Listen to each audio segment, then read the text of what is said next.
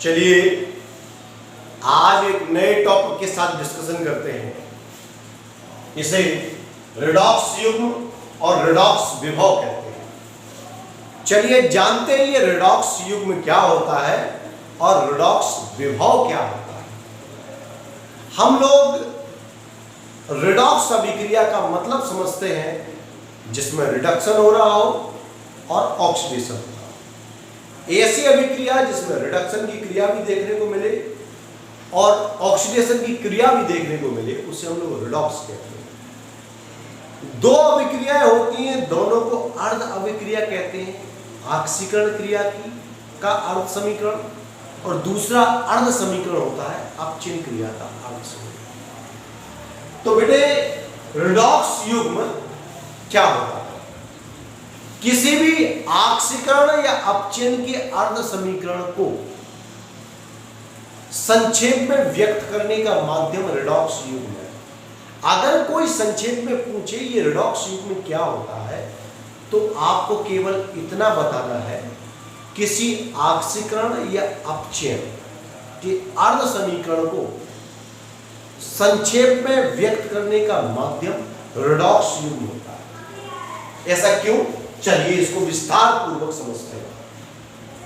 हम जानते हैं किसी आक्सीकरण या अपचयन के अर्ध समीकरण में हम जानते हैं आक्सीकरण या अपचयन के अर्ध समीकरण में आक्सीकृत रूप भी उपस्थित रहता है तथा अपचयित रूप भी उपस्थित रहता है। देखते हैं एग्जाम्पल कि ये Zn है और ये Zn से Zn डबल प्लस बन गया और दो प्लस लगे हुए हैं। इसका मतलब ये दो इलेक्ट्रॉन का त्याग कर रहा है।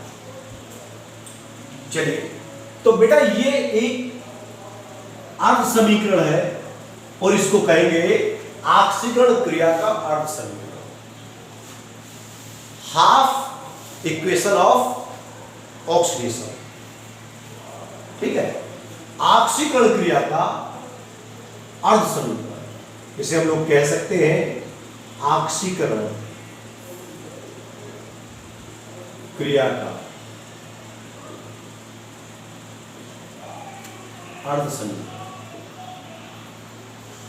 ये आक्सीकरण क्रिया का अर्ध समीकरण हो गया। अब आप इस समीकरण को देखें तो आपको पता चलेगा कि इसमें दो स्पीशीज हैं, एक Zn है और उसके सामने Zn डबल प्लस है।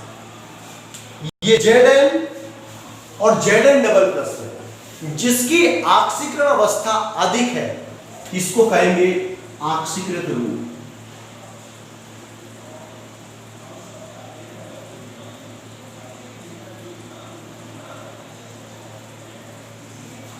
और जिसकी आक्सीकरण संख्या कम है, जिसके ऊपर प्लस कम है, उसको कहेंगे हम लोग अपचयित रूप।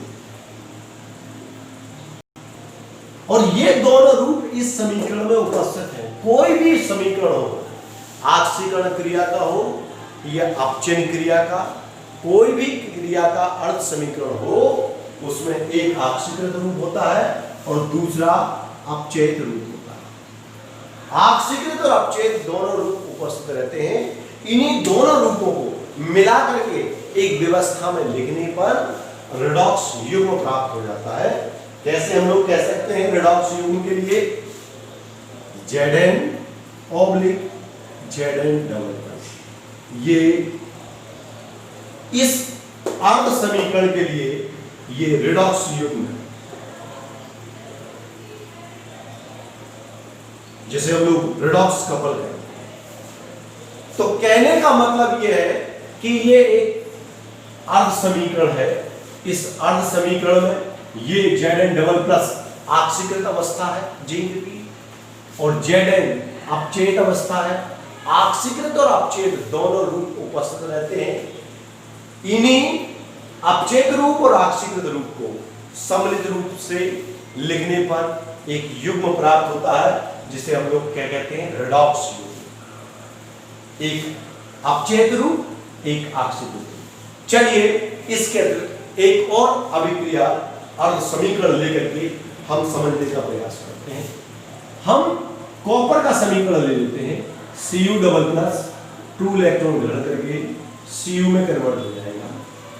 ये बेटा अपचयन क्रिया का अर्ध समीकरण है, अपचयन क्रिया का अर्ध समीकरण,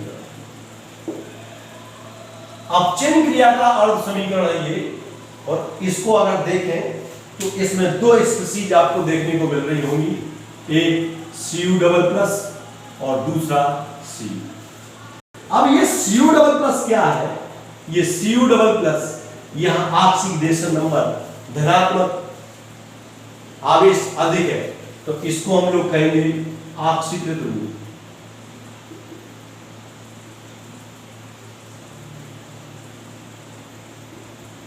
ऑक्सीकृत ध्रुव, और इसको कहेंगे अपचयित ध्रुव।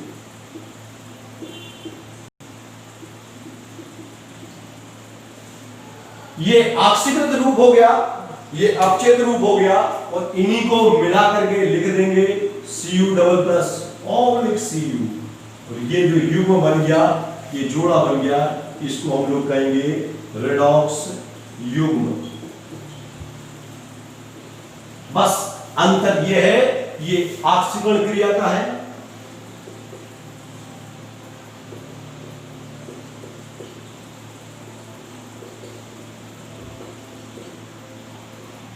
ये ऑक्सीकरण क्रिया का है, और ये किसका है? ये अपचयन क्रिया का रेडॉक्स युग्म।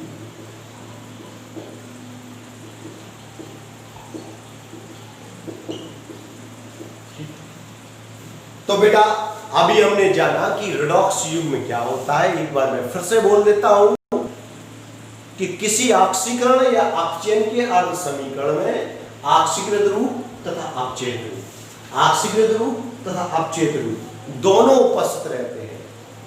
इन्हीं दोनों रूपों को मिलाकर के लिखने पर जो युग्म प्राप्त होता है उसे रेडॉक्स युग्म कहते हैं।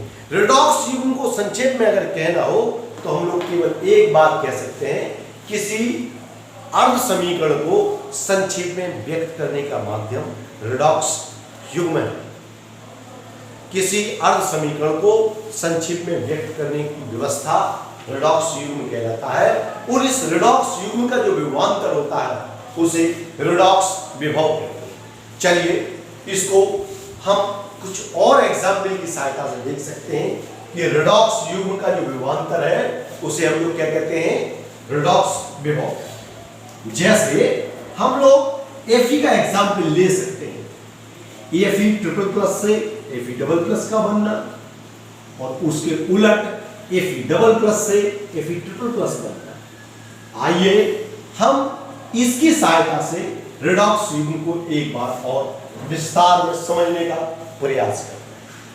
हम देखें कि Fe ट्रिपल प्लस एक इलेक्ट्रॉन लेकर के Fe डबल प्लस में कन्वर्ट हो रहा है, ठीक है।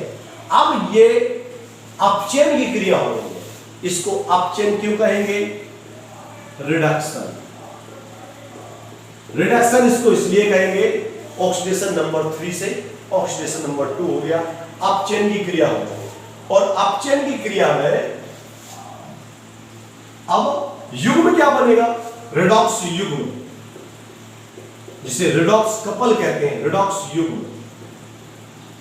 रेडॉक्स युग्म इसके लिए बनेगा Fe triple plus plus 3 oblique Fe double plus. ये बेटा इसका युग्म बन जाएगा। सीधी सी बात है, जो पहले है उसको पहले रख दीजिए, जो बाद में है उसको बाद में रख दीजिए, इलेक्ट्रॉन को गायब कर दीजिए। ध्यान रखेंगे रेडॉक्स युग्म के निर्माण में जो पहले है उसको ऑब्लिक के पहले रख दीजिए, जो बाद में है उसको बाद में रख दीजिए, इलेक्ट्रॉन को गायब कर दीजिए। ऐसा ही तो हमने यहां किया है, जो पहले है उसको पहले रख दिया, जो बाद में है उसको बाद में रख दिया, इलेक्ट्रॉन को गायब कर दिया। इस प्रकार से ये रेडॉक्स युग्म हो गया, ठीक है। अब इसका जो विभवांतर है, इसका रेडॉक्स विभव, ये अपचयन क्रिया हो रही है, रेडॉक्स अपचयन विभव, तो हम इसको कहेंगे रेडॉक्स, इस युग्म का रेडॉक्स अपचयन विभव, रेडॉक्स रिडक्शन पोटेंशियल इसके लिए होता है 0.77 वोल्ट और वो भी धनात्मक। अब ये देखें, ये अपचयन विभव 0.77 वोल्ट। इसी प्रकार से इस इक्वेशन को हम पलट दें। हम इस इक्वेशन को इस प्रकार से कर देते हैं, Fe डबल प्लस से Fe प्लस 3 और एक इलेक्ट्रॉन निकलेगा। ये क्रिया आप लोग सब लोग जानते होंगे, इसको हम लोग ऑक्सीडेशन कहेंगे। इसको हम लोग क्या कहेंगे बेटे? इसको ऑक्सीडेशन कहेंगे। इसका जो रिडॉक्स युग्म बनेगा,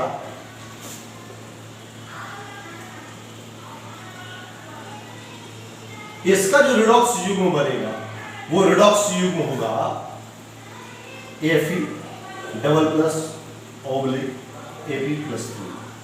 ये तो बेटा इस युग्म हो गया। ध्यान रखें, जो बात हमने बताई है वही व्यवस्था यहां लागू करना है। जो पहले है उसको पहले रखेंगे, जो बाद में है उसको बाद में रखेंगे और इलेक्ट्रॉन को इस्तेमाल नहीं करेंगे। ये रिडॉक्स युग्म हो गया। अब ये ऑक्सीकरण विभव है तो हम लोग कहेंगे रिडॉक्स ऑक्सीकरण विभव।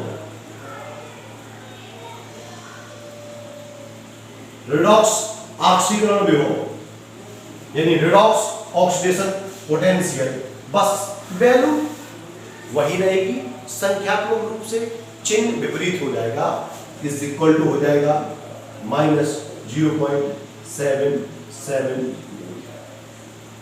बेटे।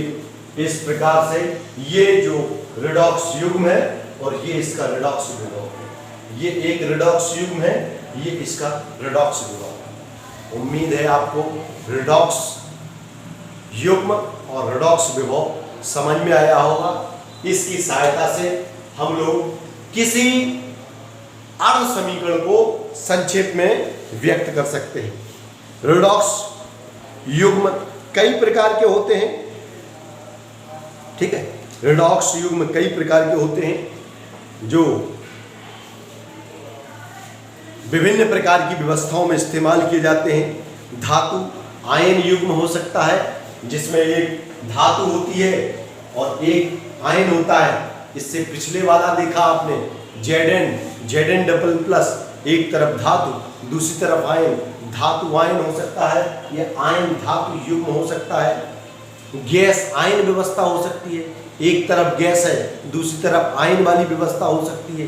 एक तरफ लवण है दूसरी तरफ आयन वाली व्यवस्था हो सकती है। इस प्रकार से कई प्रकार के रिडॉक्स युग्म इस्तेमाल किए जाते हैं। चलिए, आप माध्यमिक शिक्षा परिषद के दृष्टिकोण से ये प्रश्न इतना ही पर्याप्त है। प्रश्न पूछा जाता है रिडॉक्स युग्म क्या है, रिडॉक्स विभव क्या है, तो आप बता सकते हैं रिडॉक्स युग्म और रिडॉक्स विभव को उदाहरण से आप परिभाषित कर सकते हैं। ठीक है, चलिए